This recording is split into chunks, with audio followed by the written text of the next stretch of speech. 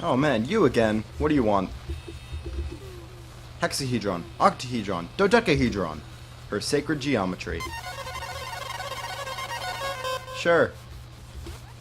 Now, I'm not entirely sure, but I believe what that was referencing is the fact that cubes have 6 faces, 8 corners, and 12 edges. So, hexa, octa, and dodeca.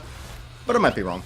Anyway, welcome back to Fez. That was the last owl that we needed, so anytime we can go back to the spooky scary area and visit the giant owl statue in order to claim the reward for finding all 4 owls.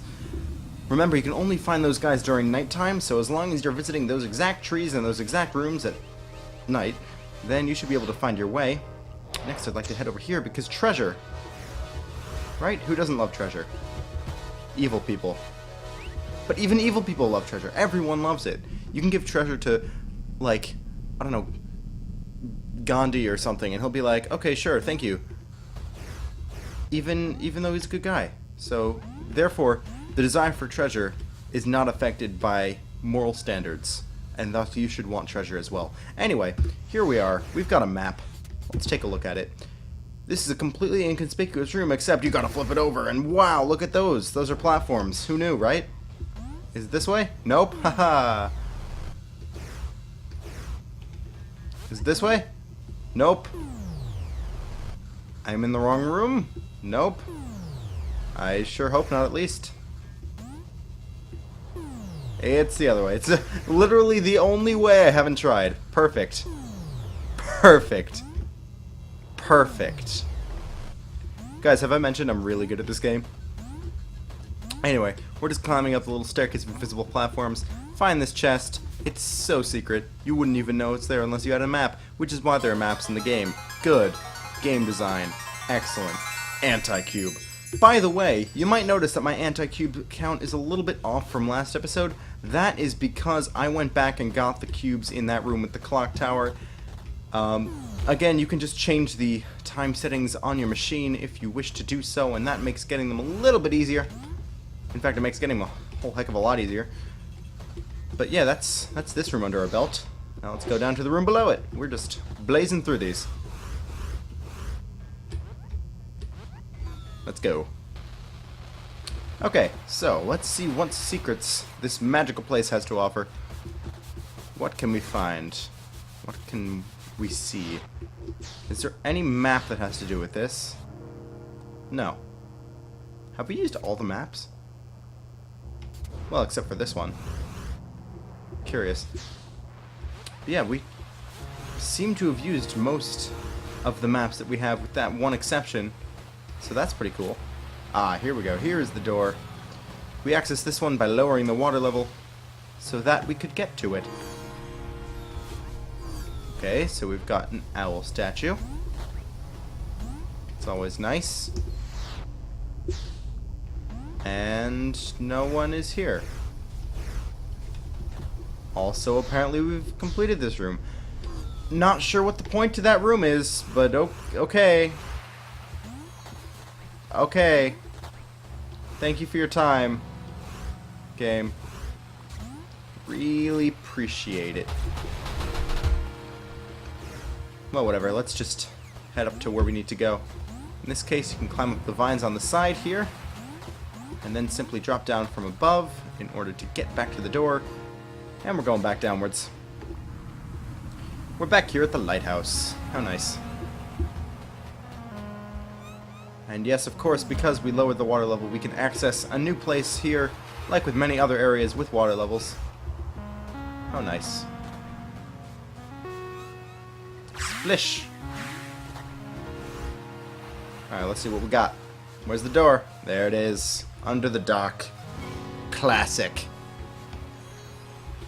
Oh, it's this. Yep, alright, headphones not working. So here's what I'm going to do. We are going to play the same game that I've played on many times before, and look it up on the internet. Fez, Rumble, puzzle, thing. Good.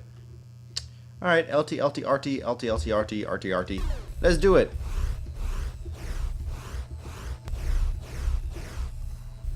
Hooray.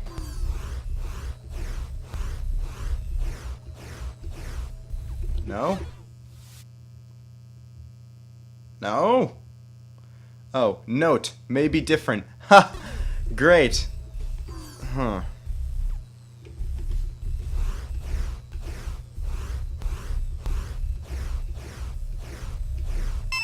There we go. Alright, cool.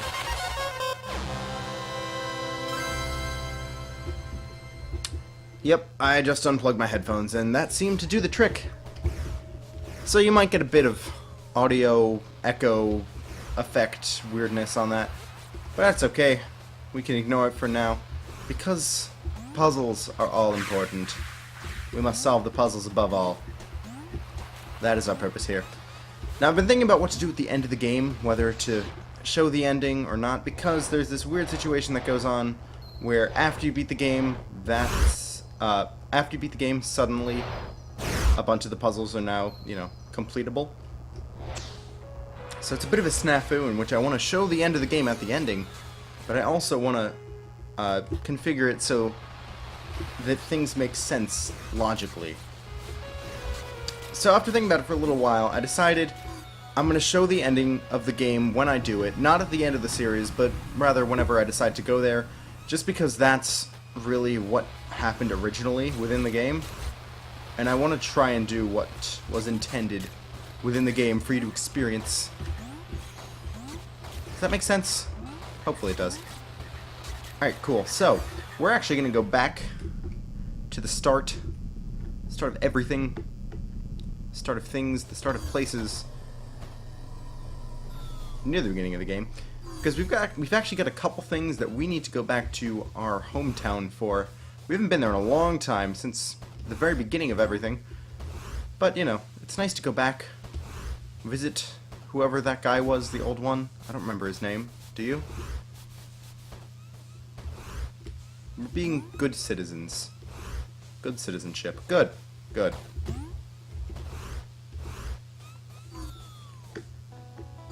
Excellent, here we are. Ah, nostalgia. Remember we started the game off here? Those were fun times.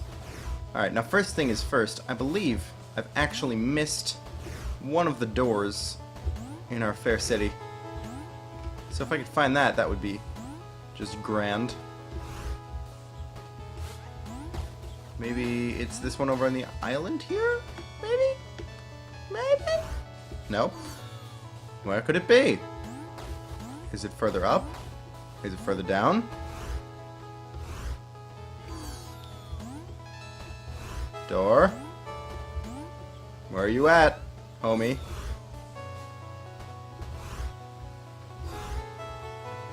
Door. You can't hide forever. There you are. Good.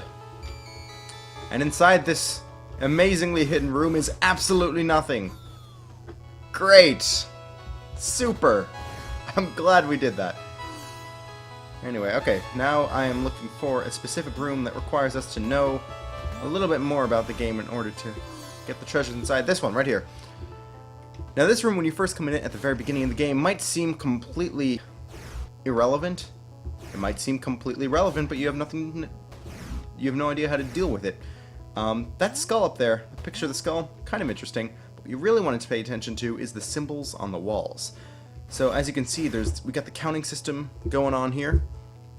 Alright, so each one is going to spell out the sequence in a code. So the first one is press up. The second one, if you can find it at least, is going to be turn to the right. The third one. So guys, guess who is completely wrong in their explanation of the numbers in this game? Turns out I had no idea what I was talking about. It's not binary. Instead, up represents 1, to the right represents 2, down represents 3, and to the left represents 4. I was under the impression that down represented 8, which is completely false, and you should ignore that and never take anything I say seriously, because I am wrong very frequently. Anyway, so we've got one pointing down somewhere. There.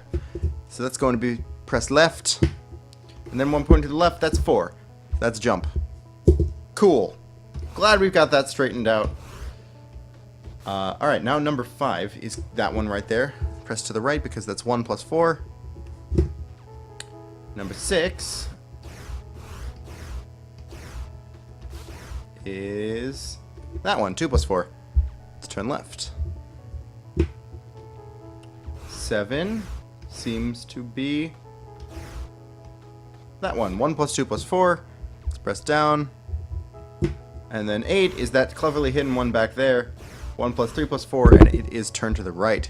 So, now that we have everything there straightened out, confusion is over with, we can do up, turn right, left, jump, right, turn left, down, turn right. Okay!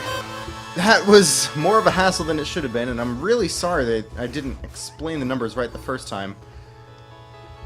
It's very rude of me to act like I know what I'm talking about, even when I don't. Honestly.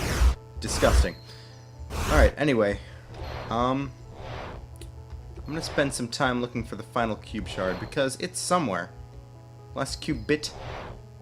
It's somewhere, alright. And I'm gonna find it. Yes. See you guys next time.